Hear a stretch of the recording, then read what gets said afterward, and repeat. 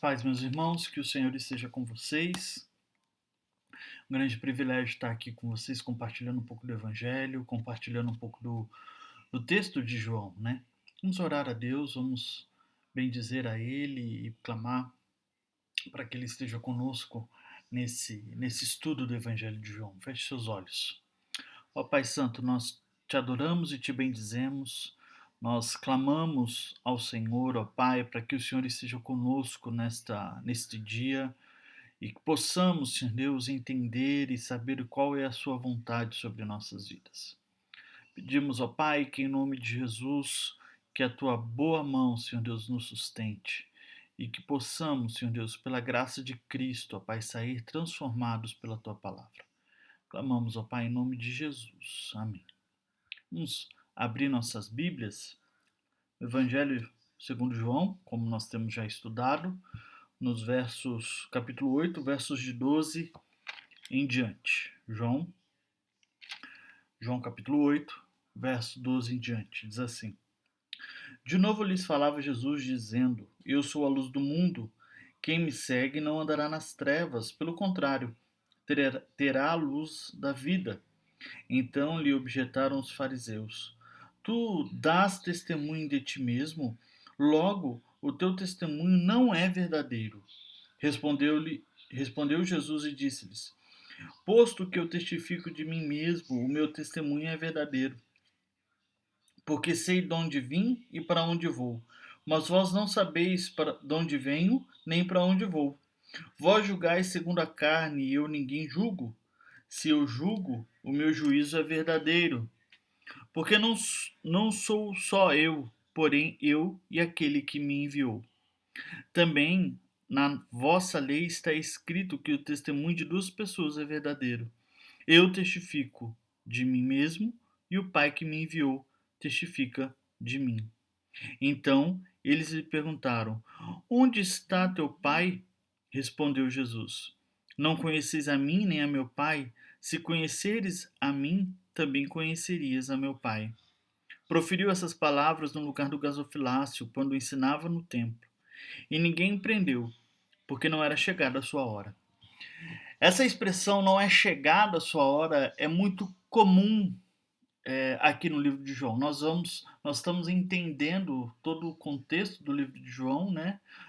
Buscando essas expressões, buscamos lá em João capítulo 2, João capítulo 7, a ideia de João também no capítulo 1, que é sempre o quê? Mostrar a Cristo e mostrar o período também da sua morte e da sua ressurreição.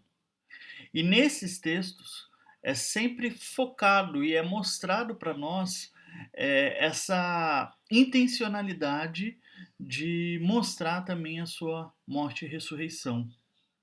E o interessante é que aqui vai falar da luz, que Jesus é a luz desse mundo, mas esses fariseus, esses líderes religiosos estavam cegos, porque não somente não entendiam quem é Jesus, como também não entendiam quem enviou Jesus.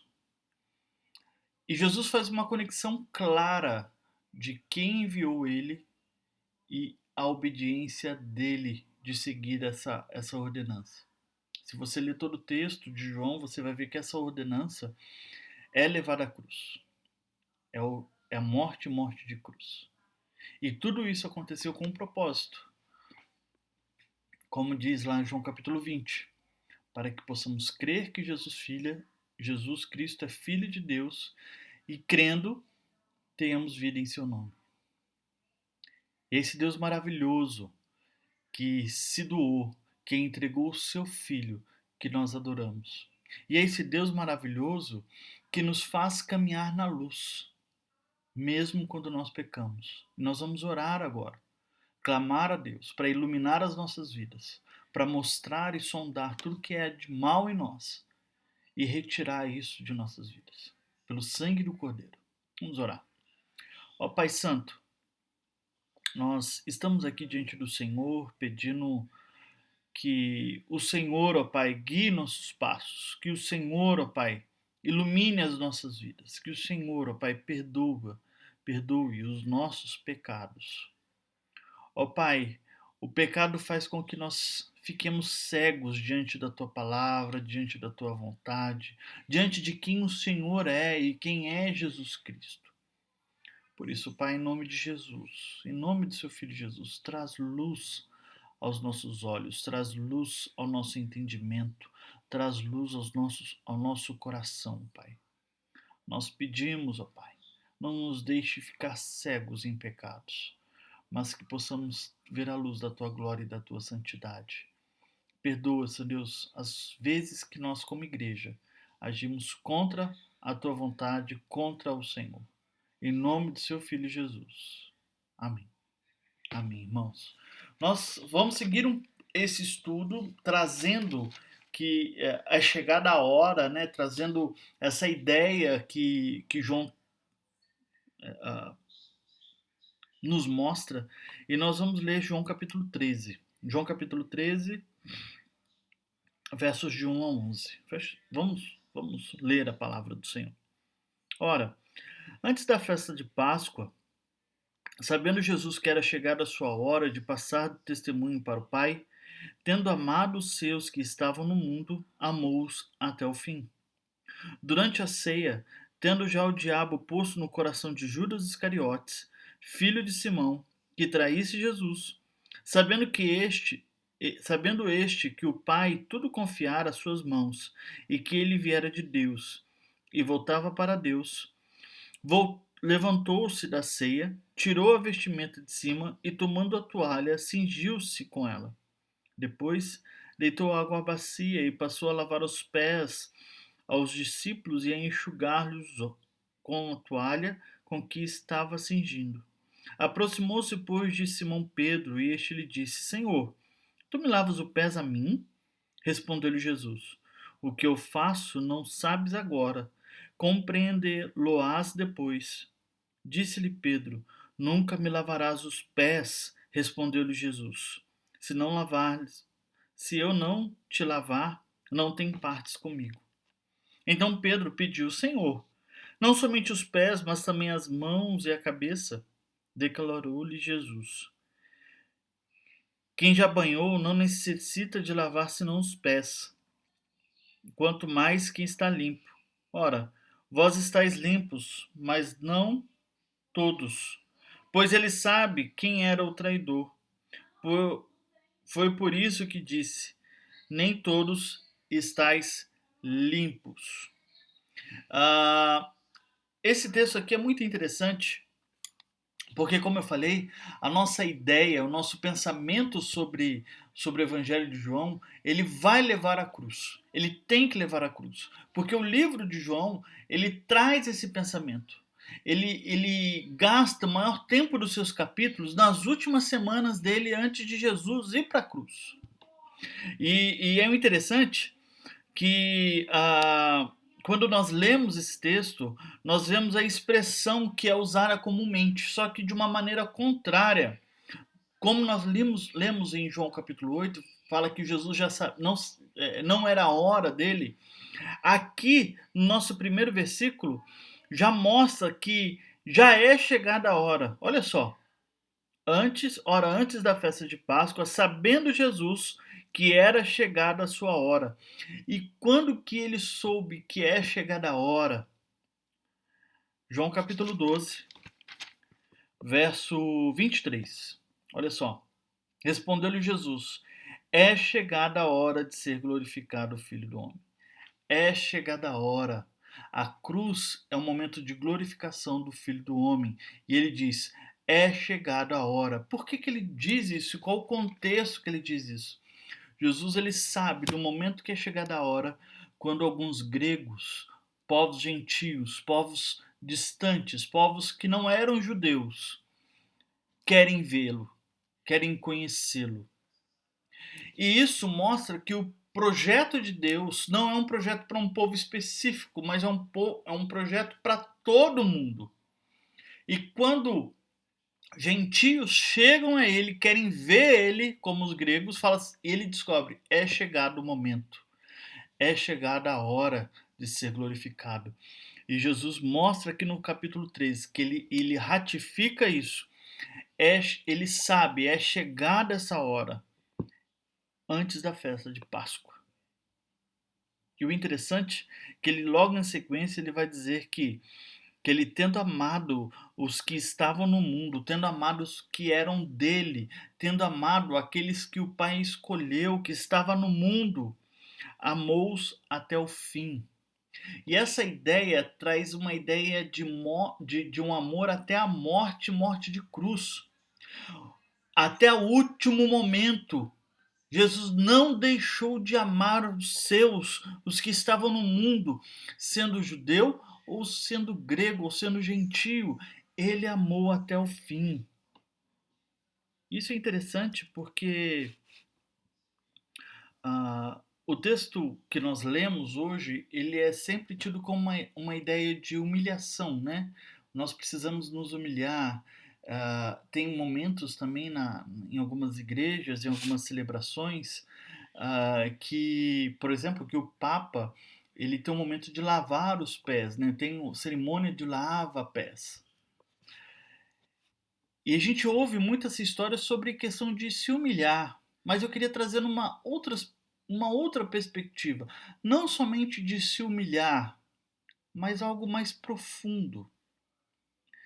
E o texto continua dizendo que naquele momento da ceia, que não é a Páscoa, era o momento onde os discípulos estavam reunidos, Judas Iscariotes, que o diabo colocou no coração de Judas, que era o momento dele sair dali para trair Jesus. E este, Cristo Jesus, sabendo que o Pai confiara tudo em suas mãos, trazendo lá o texto de Mateus, capítulo 11, capítulo 28, que toda a autoridade foi dada, tudo foi trazido às mãos, e ele diz, primeiro vinde a ele, Mateus capítulo 11, e Mateus capítulo 28, depois vá ao mundo. Então, sabendo disso, que o Pai confiara tudo em suas mãos, ele se levanta da ceia. E olha só que interessante. Essa palavrinha se levantar da ceia, ela não traz somente uma ideia de você estar sentado e se levantar. No Evangelho de João, essa expressão é traduzida muitas vezes com ressurreição. Em alguns textos é usado como ressurreição. Então ele se levanta da ceia. Ele se levanta deste momento, tira seu vestimento, toma a sua toalha, se cinge com ela e depois vai jogando água na bacia e vai lavando os pés dos seus discípulos. Ao ponto que Pedro chega e fala assim: Senhor, o Senhor não vai lavar os meus pés. O Senhor não. Nós que vamos servir ao Senhor. E ele diz: Olha, você não está entendendo, Pedro. Verso 7. O que eu faço vocês vão entender depois, mas é importante, é muito importante que vocês, que eu lave o pé de vocês. E ao ponto que se eu não fazer isso, vocês não têm parte comigo. E Pedro diz, então, Pedro é bem abrupto, né? Chega e fala assim, Senhor, então lava todo o meu corpo. Jesus fala, não, Pedro, você não está entendendo ainda. Só os pés já é suficiente. Você não está entendendo, Pedro. E qual que é essa ideia de lavar o pé? Esse era a função do escravo que tinha menos valor, lavar o pé do seu senhor. Ao ponto que lá em João, nosso primeiro estudo de João capítulo 1, vai dizer que João Batista não era nem digno de fazer isso, não era digno de desatar as sandálias, não era digno de ser o pior dos escravos diante de quem era Jesus.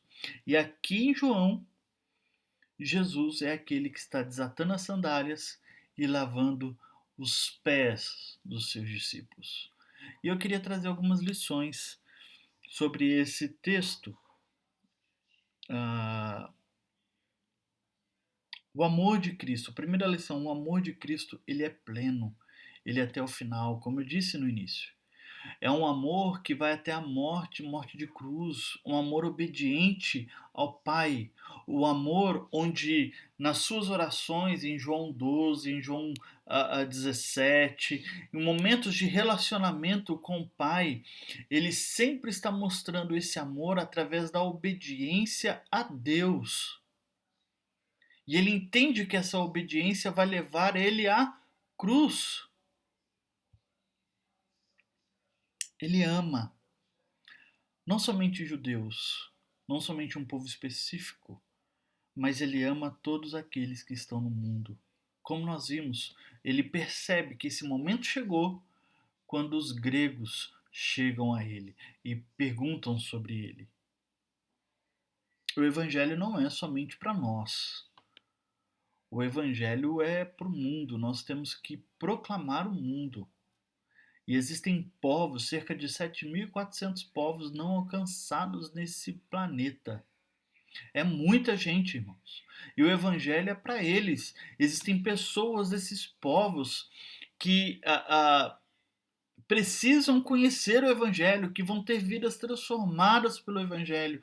E nós, como povo de Deus, nós precisamos interceder por eles, nós precisamos orar para que Deus levante mais obreiros e nós precisamos, irmãos, nos envolver, seja financeiramente, seja se gastando por estes povos que não conhecem, porque a ideia de Deus, o plano de Deus, é ser glorificado por todos os povos dessa terra.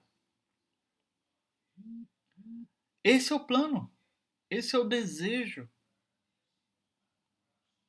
desde o início. Isso é primordial para nós, irmãos. E não somente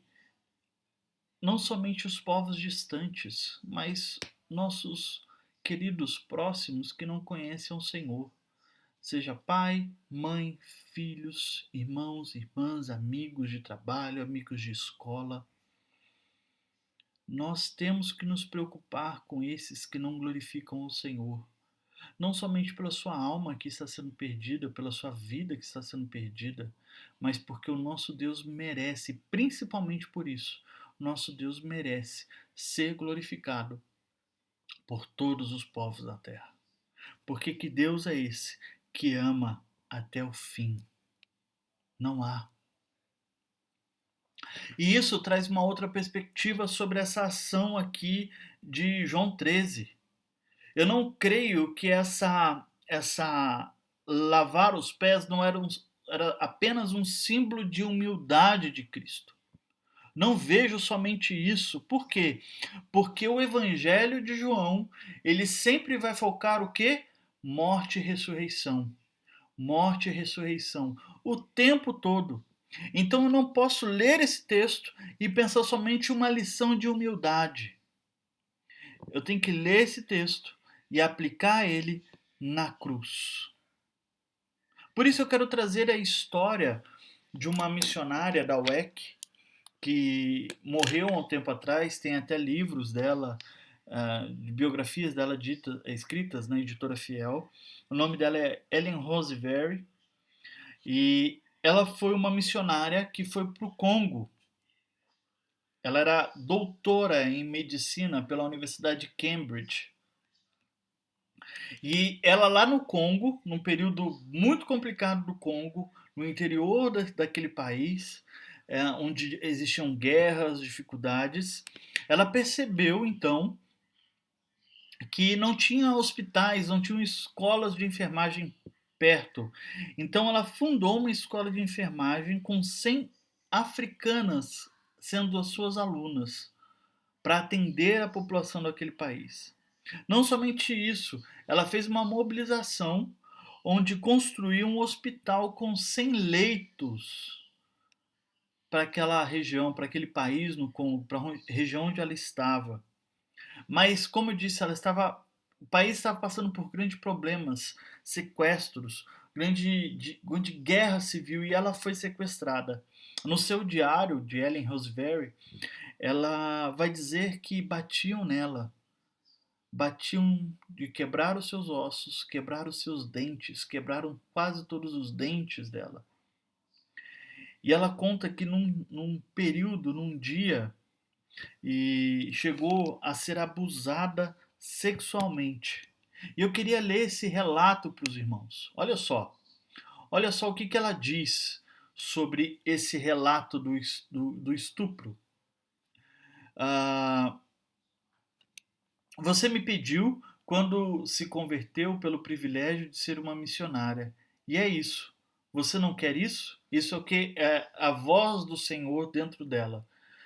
Que ela queria, o Senhor falando com ela, você me pediu pelo privilégio de ser uma missionária, não é isso? E ele completa: eles não estão atacando você, estão atacando a mim. Eu apenas estou usando você para mostrar a mim as pessoas ao seu redor. Através dessa experiência brutal e violenta do estupro, Deus se encontrou comigo, com os braços estendidos do amor. Foi uma experiência inacreditável. Ele estava tão lá, tão totalmente compreensível, seu conforto foi tão pleno e de repente eu sabia, realmente sabia que o seu amor era indescritivelmente suficiente. Ele me amava, ele me entendeu. Então, não apenas minha miséria desesperada, mas também os meus desejos. Eu sabia que em Filipenses 4,19 diz assim: meu Deus suprirá todas as suas necessidades de acordo com a riqueza da sua glória. Era verdade em todos os níveis, não apenas na prateleira hiperespiritual onde tentava relegá-la. Ele estava realmente me oferecendo o privilégio inestimável de compartilhar de alguma maneira a comunhão dos seus sofrimentos. O que a Ellen Roosevelt está dizendo aqui é que no momento de estupro, no momento de maior violação que ela teve, ela encontrou o conforto do Senhor e soube que o seu amor era suficiente. Ao ponto que num outro momento, onde esses guerrilheiros tentam resgatar elas e ela e algumas mulheres fogem e ficam debaixo de uma mesa para elas não serem abusadas novamente, não ser abusada novamente, Deus toca no seu coração e fala assim: Ellen, você sabe o que é ser estuprada. E você vai deixar essas mulheres que não conhecem essa dor serem violentadas? E ela entende o que é se colocar à frente. E ela vai à frente desses guerrilheiros e falam: vocês não vão estuprar essas mulheres. Esse relato está no livro da Noel Piper, falando sobre a vida dela. Um ano, em um momento, ela volta para a Inglaterra, para o seu país de origem. Ela fica um ano hospitalizada para tratar da sua saúde, para tratar dos seus ferimentos, dos seus dentes quebrados, do seu corpo espedaçado, do seu emocional, do seu psicológico. Um ano. Então ela decide voltar para o Congo e chega para a UEC e fala assim: eu quero voltar para lá. A UEC então diz, a liderança fala: você não vai voltar. Olha como é que você voltou, voltou para casa, você não vai voltar para lá. E ela diz: se vocês não deixarem, eu saio da missão e volto. Quando ela chegou no país novamente, no Congo, ela descobre que o seu hospital, que ela tinha construído com 100 leitos, haviam sido destruídos. Então ela movimenta com a sua igreja local e reconstrói o hospital, mas agora não só com 100 leitos, mas com 250 leitos, um leprosário, uma maternidade e aumenta o número de escolas para essas enfermeiras africanas. O que eu quero dizer com esse texto? O que eu quero dizer com essa história? E o que Jesus está falando aqui, esse exemplo maior que é ele, não é ele, não é outro. Essa ideia de humilhação não é somente para mostrar para nós que devemos ser humildes. Mas você já pensou em se humilhar ao ponto de seu nome, de suas ações, de suas emoções serem jogados na lama, para que o reino de Deus e o evangelho seja proclamado, para que pessoas possam conhecer de Deus e de sua obra. Nós vivemos num momento onde o conforto, onde as estruturas, onde é procurado, por exemplo, igrejas, e eu conversei certa vez com um rapaz e com uma família, na verdade, eles estavam buscando, né, a melhor igreja, com maior estrutura, com estacionamento, e a gente procura isso, né? A gente, quando visita uma igreja, a gente procura o conforto. Mas você já pensou em se humilhar realmente, para que o nome do Senhor cresça, para que o evangelho do Senhor cresça? Você já pensou nisso? Você já pensou em se doar ao ponto e se negar a si mesmo para que Cristo seja apresentado àquele que não o conhece? E é isso que ele está fazendo aqui. Quando ele usa a palavra que se levantou, a ideia de ressuscitou, uma ideia voltada à sua ressurreição, à sua morte na cruz, e a humilhação principal é a cruz do Calvário, não é essa ação aqui de lavar os pés. Quando ele está fazendo isso para que o nome dele, para que a glória dele seja manifestada em todos os povos.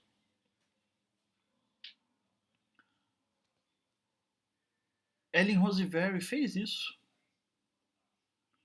ao ponto de ser abusada, violentada, ser destroçada, para que o evangelho cresça. Se humilhou.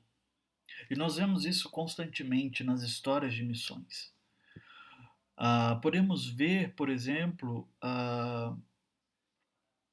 nos... Fugiu o nome deles? Fugiu.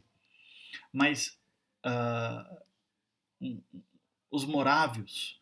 A história dos morávios conta que um grupo de jovens, eles se venderam como escravos para uma região aqui em Cuba, aquelas ilhas ali, se venderam como escravos, porque eles sabiam que o único momento, o único jeito de entrar nesse, nesse país era como escravo, para evangelizar não somente os donos das terras, mas os escravos que estavam lá. Então eles se doaram, eles se venderam como escravos para evangelizar. Eles não tinham férias, período de férias. Eles não tinham que bolar um projeto depois e voltar e ver sua família. Eles não tinham direito de voltar e ver sua casa. Igor, você está falando coisas muito extremas. Você está dizendo de uma Ellen Roosevelt que apanha, que é abusada. Você está falando de jovens que são vendidos como escravos. Você está falando de coisas muito distantes de nós. Irmãos, quantas e quantas vezes nós preferimos ficar sentados no nosso sofá, vendo a nossa televisão, descansando, ao invés de ligar, ao invés de ir e visitar alguém e de orar por alguém? Quantas vezes? Quantas vezes nós estamos preocupados com o nosso bem-estar, mas nós nos importamos com aquele que está na rua, ou com aquele que está sofrendo porque perdeu um ente querido? Quantas vezes nós usamos a desculpa, às vezes até um clichê, fala assim, eu não vou ligar agora porque eu não quero incomodar. Quantas vezes? E o que a pessoa mais queria era uma ligação. Quantas vezes nós estamos preocupados mais com a limpeza de nossos bens do que fazer o bem para o outro, de pregar o evangelho para o outro, de se doar para o outro, de lavar os pés dos outros, não com o sentido de humilhação, mas para que o nome do Senhor seja glorificado, para que o evangelho do Senhor cresça e possa ser pregado, para que almas possam ser alcançadas. Quantas vezes? Por isso que eu não acredito que essa história é somente um sentido de humilhação. Essa história remete à cruz do Calvário. E Jesus disse, na sequência do texto, dos versos 12 ao 20, se fizeram isso com ele, que é o Senhor, quanto mais com os servos. Irmãos, que Deus possa nos abençoar e que possamos entender que o Evangelho, que Cristo Jesus é o que importa. Como Ellen Roseveare diz no seu texto, no final do seu diário, ela diz que para missionários, ele diz: irmão e irmã, você não quer Jesus. Você quer Jesus e mais alguma coisa. Quer Jesus e o respeito, quer Jesus e a popularidade, quer Jesus e a opinião pública, quer Jesus e os aplausos, quer Jesus, mas também quer ser o primeiro e o melhor. Você quer Jesus, mas também quer o sucesso. Você quer Jesus, mas também quer o orgulho. Você, missionário ou cristão ou discípulo de Cristo, deseja chegar ao fim do seu ministério com todas as trombetas tocando em um evento que você mesmo organizou para sua exaltação, com fotografias, áudios, para olhar em sua casa apenas para lembrar do seu próprio sucesso. E ela diz: não, nós não precisamos disso. Ou você deseja só Jesus, ou você permanecerá que não o tem, perceberá que não o tem. Irmãos, que nós desejemos somente a Cristo e que, se for preciso, me humilhar para que o reino de Deus cresça e que o Evangelho possa ser pregado, que eu possa fazer isso. Que Deus nos abençoe. Vamos orar? Vamos orar para aqueles que sofrem, aqueles que estão desempregados, aqueles que estão necessitando. Ó Pai, nós estamos aqui diante do Senhor, ó Pai, pedindo para aqueles que estão sofrendo neste momento. Pedimos para que o Senhor, ó Pai, venha com o seu consolo, venha com a tua graça e com a tua paz. Pedimos para que o Senhor estenda, Senhor Deus, a tua mão graciosa de misericórdia sobre aqueles que estão sofrendo, seja por enfermidade, seja por um ente querido que se foi, seja por desemprego, seja por falta de esperança, ó Pai.